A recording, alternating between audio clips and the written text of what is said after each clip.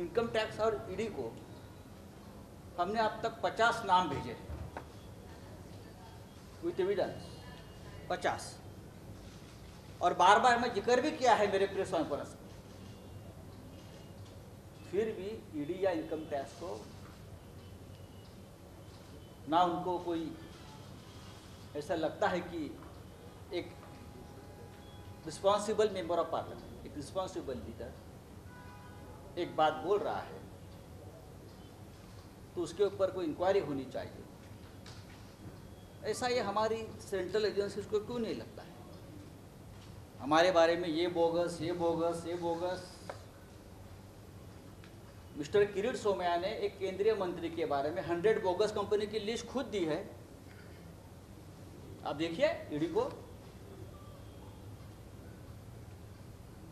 कोई मिस्टर ढवंगाले है, बीजेपी के बहुत नज़दीक थे, आज भी रहेंगे नागपुर के। उनके लगभग 75 कंपनी की लिस्ट बोगस मैंने खुद भेजी। क्या हो गया उसका? पूरे देश में सबसे ज़्यादा ईडी की जो जांच है या रेड्स है या एक्शंस है वो महाराष्ट्र में हो रही है। अब तक महाराष्ट्र में महाविकास आघाड़ी के 14 प्रमुख लोगों के ऊपर एक्शन हुई है। पश्चिम वेस्ट बंगाल में 7 लोगों पर हो रही है। भारतीय जनता पार्टी के लोग जो है उनके ऊपर ना आईटी ना ईडी। क्या वो लोग मुंबई के रास्ते पर हाथ में कटोरा लेकर भीख मांग रहे हैं? इनकम और टैक्स सिर्फ हमारे पास है क्या? ये इनकम टैक्स की जो भानामती चल रही है वो भी जल्दी एक्सपोज हो जाएगी। ये भानामती कौन है जो ये सब रेट्स कंट्रोल कर रही है? उस बारे में जल्दी ही शिवसेना बड़ा खुलासा करने जा रही है। मेरी जो लगता है 15 फरवरी प्रेस कॉन्फ्रेंस हो गई थी यहाँ, तब मैंने एक नाम का जिक्र किया था, सुमित कुमार नरवर। बार बार मैं उस बारे में पूछ रहा हूँ ईडी को, इनकम टैक्स को, कि एक सामान्य आदमी बुलंदशहर का दूध बेचता था और 4-5 साल में उसकी प्रॉपर्टी 8,000 करोड़ से ऊपर चली गई। अब वो मलबार हिल में रहता है, पहले उसको कहाँ भी रहने को घर नहीं था।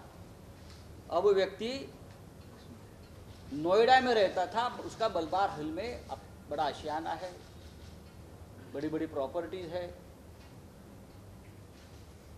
ईडी ने कौन सा चश्मा लगाया है या इनकम टैक्स ने? वो चश्मे से ज़रा हमारे तरफ भी देखिए। जो आपने चश्मा लगाया है और आपको ऐसे लोग नहीं दिखते हैं जिनकी संपत्ति 2-4 साल में 8,000 करोड़ 10,000 करोड़ कहाँ से आती है? मैं देता हूँ आपको पूरे प्रूफ, जल्दी ही दे दूंगा।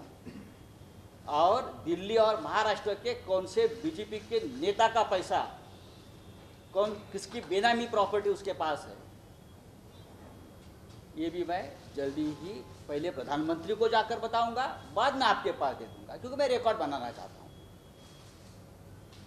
दिल्ली में कौन सा बड़ा नेता और महाराष्ट्र का कौन सा बीजेपी का बड़ा नेता जिसकी पूरी लेन देन उसके साथ हो, पैसा किसका है?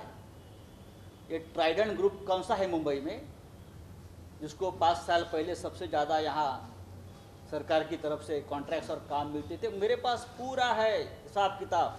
मैं आपको बताना चाहता हूँ, ये भानामती और ईडी, सबको, ईडी और आईटी, हम सबको बताएंगे। उसके बाद चाहे आप हमारे ऊपर रेड भी कर सकते हो, हमको अरेस्ट भी कर सकते हो, आप कर लीजिए।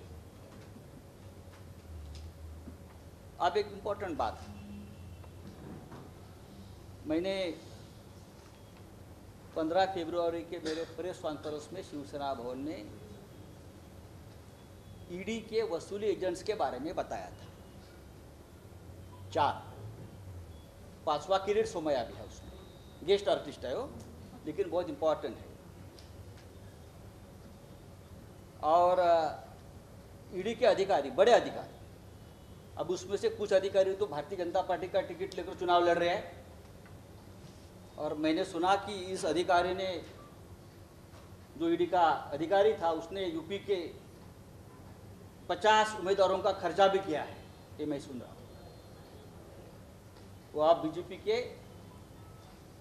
बीजेपी का उम्मीदवार बनकर चुनाव वहाँ लड़ रहा है। ये एक नेक्सस है।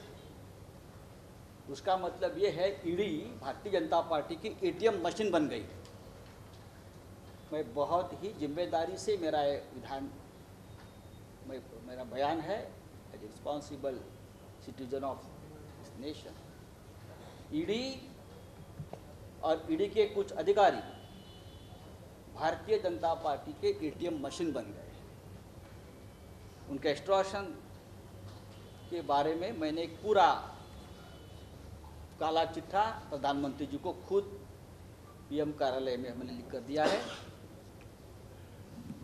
मैंने प्रधानमंत्री जी को 28 फरवरी 13 पन्ने का लेटर मैंने लिखा, जिसमें मैंने ये बता दिया है प्रधानमंत्री जी को कि आपके स्वच्छ भारत अभियान जो है, सिर्फ कचरा साफ करना नहीं है स्वच्छ भारत अभियान में, उसमें भ्रष्टाचार का कचरा भी हमको साफ करना है। इसलिए देश आपकी जय जयकार भी करता है। ये ब्लैक मनी, वाइट मनी, नोटबंदी, सब कुछ उसमें आता है। तो मैंने लेटर लिखा है कि जिस ईडी को आपने लगाया है सबके खिलाफ हमारा जो आपके राजनीतिक विरोधी है उनके खिलाफ ये ईडी क्या कर रही है असल में। मैंने पूरी वन पार्ट, मैंने जो लेटर लिखा है वो एक पार्ट है, ऐसे में 10 पार्ट उनको देने वाला, किस्तों पे दूंगा। पिछले कुछ वर्षों से ईडी के कुछ अफसर्स और एजेंट्स, उनका एक नेटवर्क बिल्डर्स, डेवलपर्स और कारपोरेट्स कंपनी को डराने का काम वो कर रहे हैं। और ईडी का एजेंट्स का एक नेटवर्क जो है वो एक्सट्रॉशन में लगा हुआ है, करोड़ों की वसूली कर रहा है। उसकी विस्तृत जानकारी मैंने प्रधानमंत्री को दी है और मैं डॉक्यूमेंट्स के साथ बोल रहा हूँ। आपको डॉक्यूमेंट्स शायद डिस्ट्रीब्यूट सर्कुलेट अभी किए हैं। ईडी का ऑफिसर का जो एक्सट्रैक्शन रैकेट है उसमें का जो की फैक्टर है उसका नाम है मिस्टर जितेंद्र चंद्रलाल नवलानी। और आपके जानकारी के लिए मैं उसका पैन नंबर और उसकी 7 अलग अलग कंपनियां भी मैंने आपको दे दी है। इस 7 कंपनियों ने 100 करोड़ से भी आसपास 100 से ज़्यादा बिल्डर डेवलपर से वसूली किए हैं, एक्सट्रॉशन किया है, जिसमें कैश भी है और चेक पेमेंट भी है, डिजिटल ट्रांसफ़र है उसमें। जिन जिन कंपनियों की ईडी ने जांच की, जिन कंपनियों की ईडी ने जांच की है, उस कंपनी ने अपना पैसा जितेंद्र नवलानी के इस 7 कंपनी में ट्रांसफ़र किया है।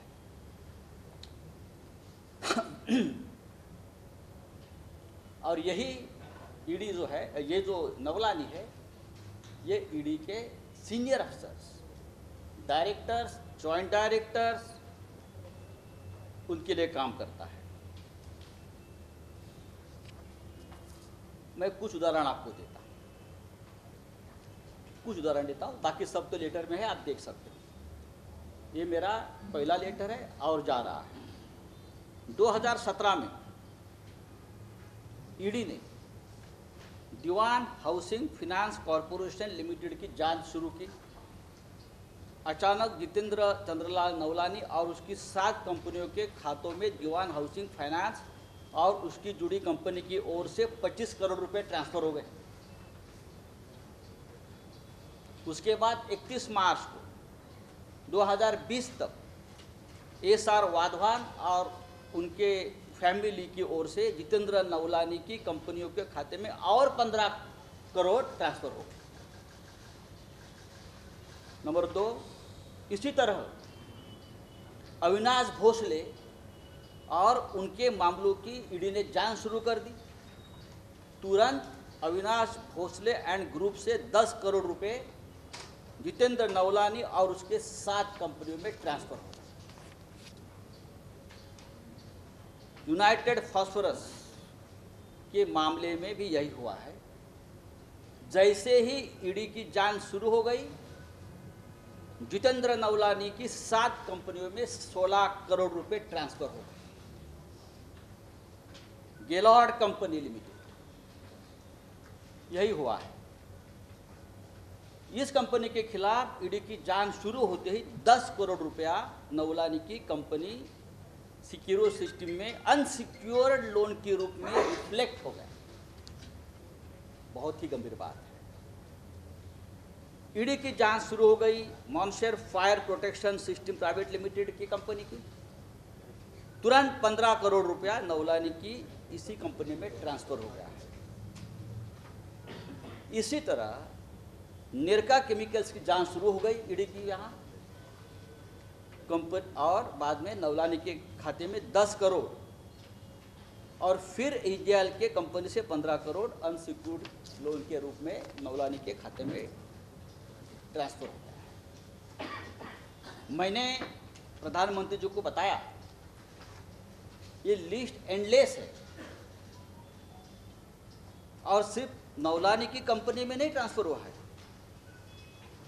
और भी बहुत ऐसे लोग हैं जहां ईडी का पैसा कैश एंड चेक के मामले में और भी उनके एजेंट्स के खाते में ट्रांसफर हुए हैं, कैश में ट्रांसफर हुए, कैश भी दिया है। कैश का फिगर मेरे पास है। ईडी के कौन से अधिकारी का पैसा उसमें है, कहाँ लिया है, कहाँ लेन देन हुई है, कितने के लेन देन हुए, पैसा कहाँ लीक हुआ है, मैं धीरे धीरे आपको बताते जाऊंगा। कौन है जितेंद्र नवलानी, कहाँ है ये, किसका आदमी है ये, किरीट सोमैया का उनका क्या संबंध है, ईडी के सबसे बड़े अधिकारी मुंबई दिल्ली इंचार्ज उनका क्या संबंध है, पैसा क्यों ट्रांसफर हो रहा है इसके अकाउंट में। दीवान हाउसिंग, राणा कपूर, ओंकार बिल्डर्स, सीडीआईएल जैसी कंपनी जो पब्लिक सेक्टर बैंकों का लोन तक नहीं चुका पा रही है, वो जितेंद्र नवलानी को और उसके कंपनी को करोड़ों करोड़ों रुपया क्यों दे रहे हैं। कंसल्टेंसी फी है ये। कौन सी कंसल्टेंसी चल रही है भाई? हाँ, कोई ऑफिस नहीं है, कोई स्टाफ नहीं है, कौन सी कंसल्टेंसी चल रही है? देखिए, ये सब पैसा मुंबई में और दिल्ली में बैठे हुए ईडी ऑफिसर के लिए जमा हुआ है। उससे बाहर की देशों में प्रॉपर्टी खरीदी जा रही है बेनामी, और अब हमारे लोगों के 1 लाख 2 लाख 3 लाख का ट्रांजैक्शन देख रहे हो। आपका ट्रांजैक्शन कौन देखेगा? इस रैकेट में कुछ मुंबई और महाराष्ट्र के प्रमुख बीजेपी के पॉलिटिकल लीडर भी जुड़े हैं, और मैं हवा में बात नहीं कर रहा हूँ, आपके पास कागज मैंने दिए है, आपने देखा होगा। बहुत ही गंभीर मामला है। देश का सबसे बड़ा करप्शन का ये रैकेट है, मुंबई में बैठकर चल रहा है, दिल्ली में बैठकर चल रहा है। महाविकास आघाड़ी के लोगों को भी जो प्रताड़ित करने का काम है, ये इसी रैकेट का एक काम है। आज मैंने जो आपको बात बताई है ये सिर्फ 10% है, लेकिन उस बारे में जो मैंने बताई है, उस बारे में एक विजिलेंस रिपोर्ट भी आया है सेंट्रल एजेंसीज का, जो मैंने बताया है ना आपको इंफॉर्मेशन, जानकारी, वो भी प्रधानमंत्री के संज्ञान में है। ईडी क्या कर रही है? आज दोपहर को हमने जिस बात का मैंने जिक्र किया, Jitendra Navlani and racket with ED, उस बारे में मुंबई पुलिस में एक एफआईआर दर्ज कर करप्शन। आम्ही हा गुन्हा, ही तक्रार आज मुंबईचे पोलीस आयुक्त, मुंबई के पुलिस कमिश्नर के पास इस करप्शन, भ्रष्टाचार, एक्सटॉर्शन, खंडनी, हमने 4 ईडी अफसर्स के खिलाफ जितेंद्र नवलानी की पूरी जानकारी के साथ हमने दिया है। आप देख सकते हो, आपको उसका भी सर्कुलेशन हो जाएगा। और मुंबई पुलिस ये एक्सटॉर्शन रैकेट की, क्रिमिनल सिंडिकेट की जांच आज से शुरू कर रही है। Mumbai police, I repeat, Mumbai police सक्षम है इस क्रिमिनल सिंडिकेट, इस नेक्सस, एक्सटॉर्शन, खंडनी हमारे भाषा में,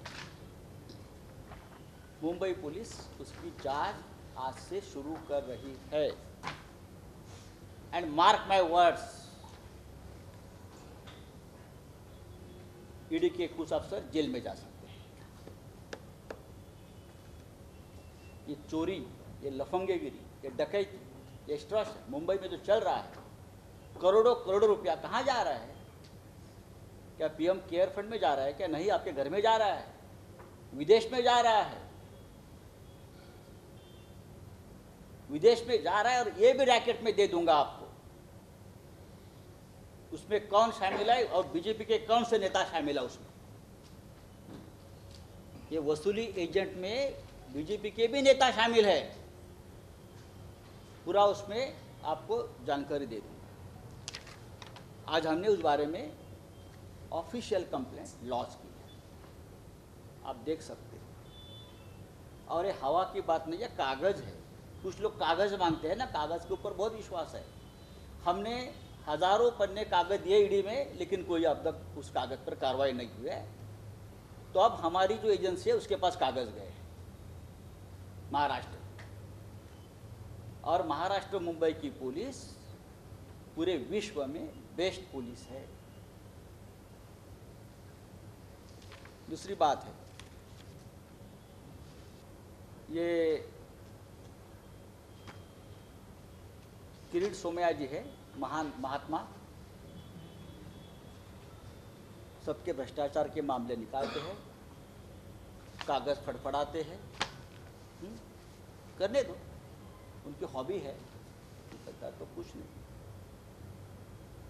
मैंने उनके बारे में भी एक सवाल पूछा था कि आप बार बार पीएमसी बैंक घोटाला, राकेश वाधवान, एचडीआईएल, पत्राचार के भ्रष्टाचार के मामले में बोलते हो, अच्छी बात है, कोई भी हो भ्रष्टाचार के बारे में बात करनी चाहिए। लेकिन मैंने उस वक्त सवाल पूछा था 15 फरवरी को कि पीएमसी बैंक घोटाले का जो मुख्य कॉन्स्पिरेटर है एचडीआईएल के को फाउंडर मिस्टर राकेश वाधवान के साथ आपके बिजनेस रिलेशन क्या है? आप हम सबको बताते हैं ना, ये भ्रष्टाचारी, ये भ्रष्टाचारी, ये भ्रष्टाचारी। तो मेरा सवाल इतना ही था कि आपका रिलेशन क्या है। और मैंने वसई गोखिवरी की एक ज़मीन के बारे में भी एक मसला दिया था कि जहां आपकी उसके साथ सीधी पार्टनरशिप है, उसकी जांच ईओडब्ल्यू कर रही है। मैं आपको बताता हूँ कि जून जुलाई 2015 में मिस्टर किरीट सोमैया ने एचडीआईएल और जीवीके कंपनी मुंबई एयरपोर्ट की 63 एकड़ जमीन हड़पने का आरोप लगाया और लगातार एमएमआरडीए में लगातार कंप्लेंट्स फाइल, लगातार। उनकी जो आदत है, ही सीरियल कंप्लेनेंट, सीरियल किलर होता है, सीरियल रेपिश होता है, उस तरह से यह आदमी सीरियल कंप्लेनेंट है। लगातार उसने कंप्लेंट एमएमआरडी में की 63 एकड़ जमीन के बारे में। और अक्टूबर 2015 में यही सोमैया ने फिर से एमएमआरडी को लेटर लिखकर आरोप लगाया कि HDIL को 1 crore square feet commercial land gift की गई है, जिसकी मार्केट वैल्यू 5000 करोड़ है। इसलिए घोटाले का स्पेशल इन्वेस्टिगेशन होना चाहिए और ये दोनों कंपनी को ब्लैकलिस्ट करना चाहिए। ये किरीट सोमैया की मांग है। लेटर मेरे पास है, आपको सर्कुलेट किया है। सोमैया यहाँ पर नहीं रुके, 1 साल तक वो लगातार सीरियल कंप्लेनेंट, लगातार MMRD को कंप्लेंट करते रहे और 2015 से 2016 तक बार बार सोमैया इस घोटाले की जांच की मांग करते रहे। अब इंटरेस्टिंग बात यह है कि सोमैया के लिखे किसी भी लेटर में ये मेंशन नहीं है कि उन्होंने ये सोकॉल्ड घोटाले की पुलिस या सेंट्रल गवर्नमेंट से कोई शिकायत की है। मामला सेंट्रल का है, वो वहाँ भी कर सकते हैं, लेकिन मेरे पास वो जानकारी नहीं है। उनके कागज जो मेरे पास है उसमें किसी भी सेंट्रल एजेंसी को उसकी कंप्लेंट नहीं है। और उस वक्त तो सिटिंग MP थे, अगर वो चाहे तो लोकसभा में मुद्दा उठा सकते थे, लेकिन मुझे दिखाने में रिकॉर्ड ढूंढ रहा था कि लोकसभा में भी ये मुद्दा मिस्टर सोमैया ने नहीं उठाया है। उससे उलट 2016 में सोमैया ने अचानक MMRDA को कंप्लेंट करना ही बंद कर दिया और दूसरी तरफ 1 दिसंबर 2016 को सोमैया के बेटे नील सोमैया को अचानक निकॉन इंफ्रा LLP में पार्टनर बनाया गया। नील किरीट सोमैया निकॉन इंफ्रा का पार्टनर बन गया। 27 जुलाई को निकॉन इंफ्रा ने वसई में जमीन के 5168 स्क्वायर मीटर FSI के डेवलपमेंट के राइट लिए। कहा किससे लिया है? ये HDIL के फाउंडर चेयरमैन और PMC बैंक घोटाले के आरोपी राकेश वाधवान से। उनका जो फ्रंट मैन है लधानी, जिसके साथ अब मिस्टर सोमैया के पुत्र पार्टनर बन गए। कल तक तो PMC बैंक घोटाले का आरोपी था। बाद में वसई में ही Sai rhythm realtors private limited के ओनरशिप की 14,420 स्क्वायर मीटर जमीन पर निकॉन इंफ्रा LLP की 2 बिल्डिंगें बनाने के डेवलपमेंट राइट्स भी मिल गए। वो भी जमीन ओरिजिनली राकेश वाधवान की है, उसके भी राइट और एग्रीमेंट्स ये कंपनी से हो गए, जिसमें Mister Neel Kirit Somaiya one of the partner है। अगर साई रिदम की इस जमीन का मालिकाना हक राकेश कुमार वाधवान का था और पैसा किसी और कंपनी को ट्रांसफ़र किया गया है, ऐसा क्यों किया? एक रैकेट है और उसमें मैं पहले से बोल रहा हूँ, राकेश वाधवान को PMC बैंक घोटाले में ब्लैकमेल करके जमीन ली है और बाद में कंप्लेंट्स बंद है। पूरा ये व्यवहार सस्पिशियस ट्रांजैक्शन है। जब सोमैया वाधवान के HDIL को लेकर इतने गंभीर आरोप लगाते रहे हैं, तो ये सोमैया फैमिली वाधवान के साथ या वाधवान के जमीन के साथ इस प्रकार से सस्पिशियस व्यवहार, बिजनेस पार्टनरशिप कैसे कर सकती है? हजारों करोड़ का बिजनेस है ये। अगर एक आदमी किसी व्यक्ति के ऊपर इस प्रकार से भ्रष्टाचार के आरोप लगाते हैं, PMC बैंक लूटने का आरोप लगाते हैं, उसी व्यक्ति के जमीन पर जो एक प्रोजेक्ट बन रहा है हजारों करोड़ का, उसमें नील किरीट सोमैया बिजनेस पार्टनर कैसा बन सकता है? इस सवाल का जवाब अब तक कोई नहीं दे पा रहा है और ना भारतीय जनता पार्टी का कोई नेता दे पा रहा है। मुझे लगता है इसकी भी जांच हो रही है। चाहे आपको एंटीसिपेटरी बेल नहीं मिला है वगैरह सब ठीक है, आप बोल रहे हैं मेरे पास क्या कोई कंप्लेंट ही फाइल नहीं हुई, उसका मतलब कल नहीं होगी। पुलिस कंप्लेंट आज नहीं कर रही है, लेकिन जो जांच चल रही है और जांच जिस दिशा में जा रही है, जो एविडेंस सामने आ रही है, मार्क माय वर्ड्स, बाप बेटे जेल में जाएंगे। आप कितने भी कागज फड़फड़ाइए। ये नीलकिरीट सोमैया के जो पार्टनर है देवेंद्र लढ़ाने की कंपनी साई रिदम रियलेटर्स, उस फाइनेंशियल ईयर 2013-2014 की अगर उसकी बैलेंस शीट आप देखें, लैंड परचेस के कॉलम में मैंने कागज दिए हैं। राकेश वाधवान का सीधा रेफरेंस है और राकेश वाधवान से अकाउंट से इस कंपनी में लगभग 5 करोड़ रुपए आए हैं। 2 एंट्रीज है, एक 3,08,56,000 की एंट्री है और दूसरे पूरे कागज, पूरे बैलेंस शीट्स, पूरे बैंक अकाउंट्स के कागज हमने आपको दिए। अब आप चाहे कितने भी फटफड़ाएं, आपको ये कागज के बारे में बता रहा। आप झूठ मूठ बताइए, लेकिन बताइए। और भी कागज आ रहे हैं। मैं आपका ज़्यादा समय नहीं लेना चाहता हूँ कि आपको शिवसेना भवन में बार बार आना है इस प्रकार की प्रेस कॉन्फ्रेंस को। आज मैंने इस देश का सबसे बड़ा ईडी का घोटाला आपके सामने दिया है। एक छोटा सा पन्ना है जो हमारे पास जानकारी है, और भी आ रहे हैं। और अगले मेरे प्रेस कॉन्फ्रेंस में मैं अधिकारियों के नाम लेकर बताने वाला हूँ, किसको क्या मिला है, किसने किससे एक्सट्रॉशन किया है, और जो पॉलिटिकल सिंडिकेट चल रहा है ना हमारे खिलाफ, उसका सूत्रधार कौन है, सब कुछ बताऊंगा। मैं इतना ही कहूँगा, आप चाहे हमारे खिलाफ कितनी भी ताकत लगाइए,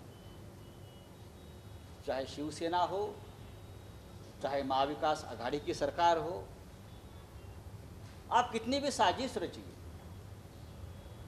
कितनी भी ताकत लगाइए, कितनी भी बदनाम करिए, लेकिन ये सरकार और हम सब, मुख्यमंत्री से लेकर नीचे का कार्यकर्ता, आप हमारा बाल नहीं बाका कर सकते।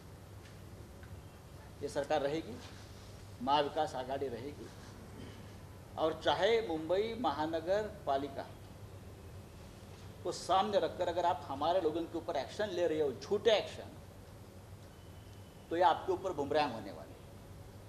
मुंबई महानगर पालिका में आपके लोग क्या कर रहे थे इतने दिन तक, किसको कितना हिस्सा मिला है आपके लोगों को, आपने कैसे एक्सट्रॉशन किया है मुंबई महानगर पालिका से, ये भी हम भानामती जो है ना, आईटी भानामती डिपार्टमेंट को हम भेज रहे हैं। हम देखेंगे आप उनके ऊपर कैसे रेड्स करते हैं। लेकिन आज की ताज़ा खबर यही है कि कंप्लेनेंट अरविंद जगन्नाथ भोसले, उसने मेरे कागज़ के ऊपर जो मैंने आपको दिए हैं, मुंबई पुलिस के पास कंप्लेंट फाइल किया है और उसकी जांच हो रही है और जांच एक अंजाम तक पहुंचेगी। और मैंने कुछ दिन पहले कहा था, ईडी के 3 अधिकारी बिहाइंड द बार हो गए। धन्यवाद, जय हिंद।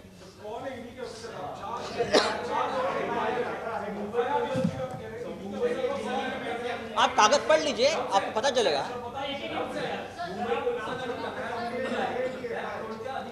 बघा, हा तपासाचा भाग असतो, हे लक्षात घ्या। This is the matter of investigation. ये इन्वेस्टिगेशन है। मुंबई पुलिस उसकी पूरी नीचे तक जाकर जांच करे। मुंबई पुलिस को भी किसी को भी समन्स कर बुलाने का पूरा अधिकार है।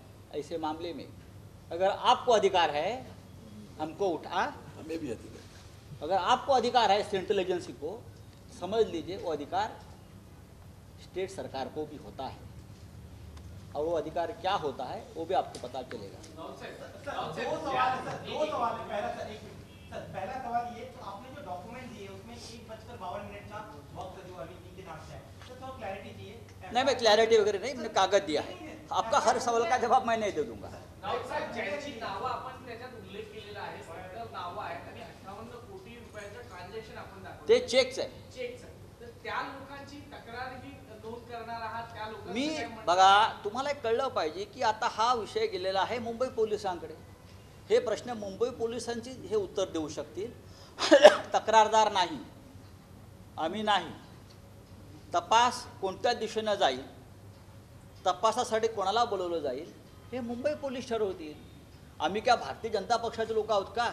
आता ह्याला बोलवणार, आता त्याला बोलवणार, अब उसको उठाएंगे, अब उसको सुलाएंगे. ये हमारा काम नहीं है, ये हमारा काम नहीं है. We are law makers.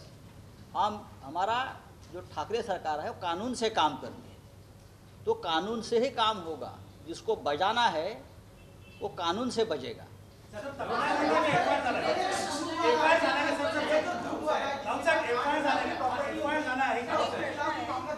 हाँ